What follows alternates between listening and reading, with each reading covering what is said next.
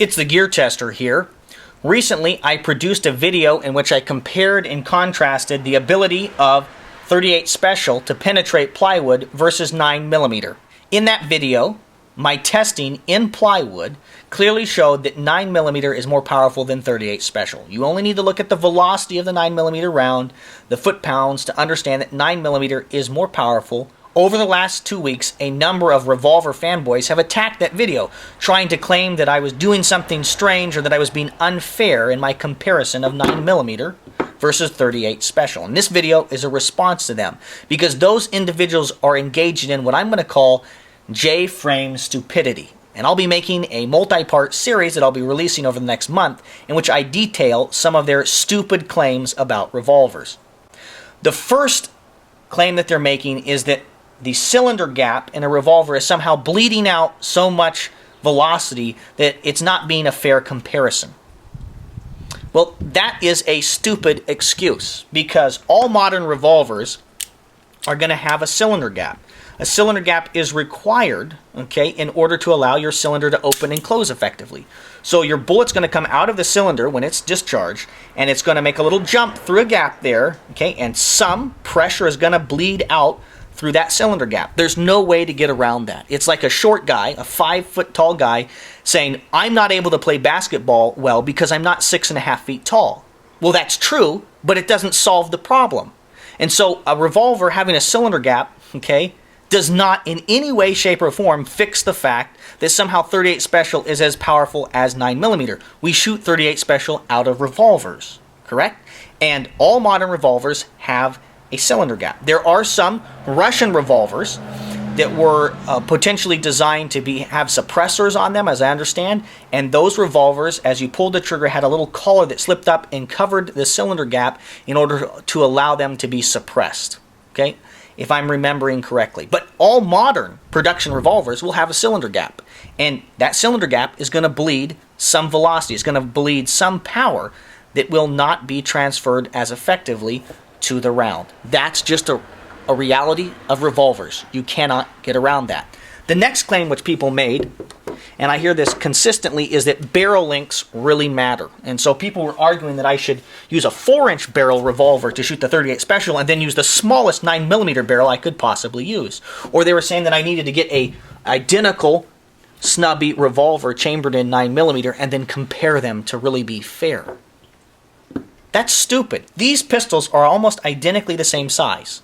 The snubby's about 5 or 6 ounces lighter than the Glock 26, okay?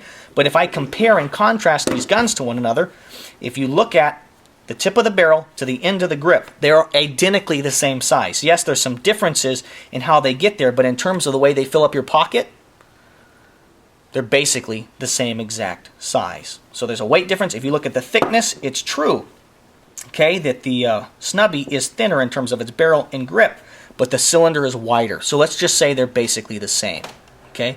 So these are basically the same exact size, and if you compare the barrel lengths, they're actually closer than you might imagine. I have a barrel here from a Glock 26 Gen 3. The barrels are identical, all right? And I'm just going to compare and contrast it here versus this J-frame. So I'll compare them right here like so. So it's true that in terms of the rifling on this snubby revolver, we have 1.875 inches in terms of the rifled portion of this barrel, or what Smith & Wesson claims is the length of the barrel. In terms of Glock's stated information on their website, this barrel for the Glock 26 is basically 3.5 inches long.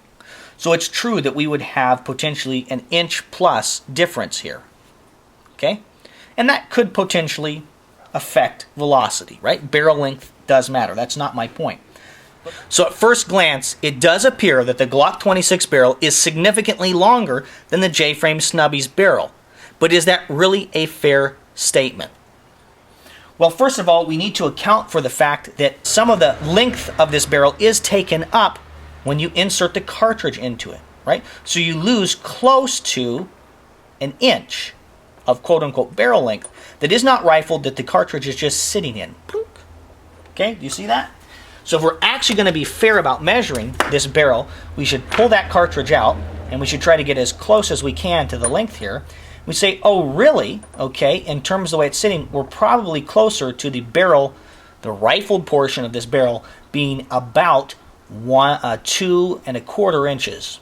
Okay, that's really what we're talking about here. So all of a sudden, basically a 2-inch barrel versus 2 1/4 inch barrel versus a 2-inch barrel doesn't seem like a lot of difference there.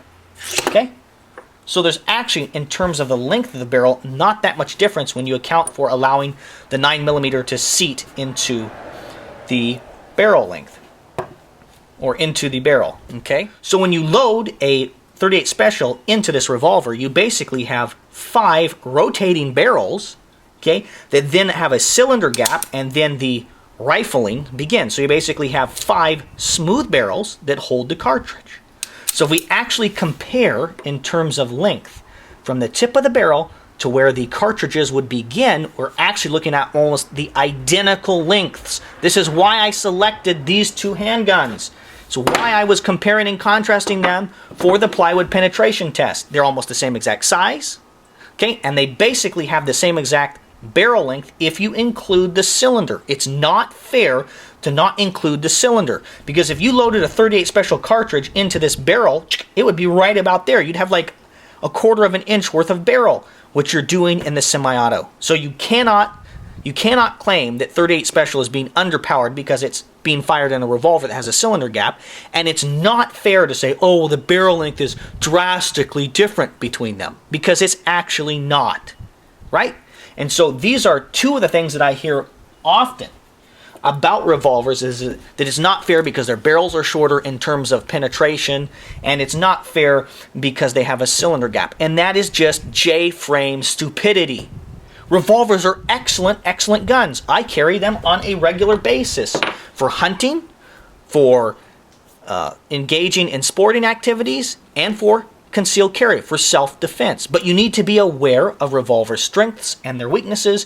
You need to be aware of semi-automatic pistols' strengths and weaknesses. Like them both. Own them both. If you are an American citizen like me, living in the United States, you have the option of owning both of these excellent firearms.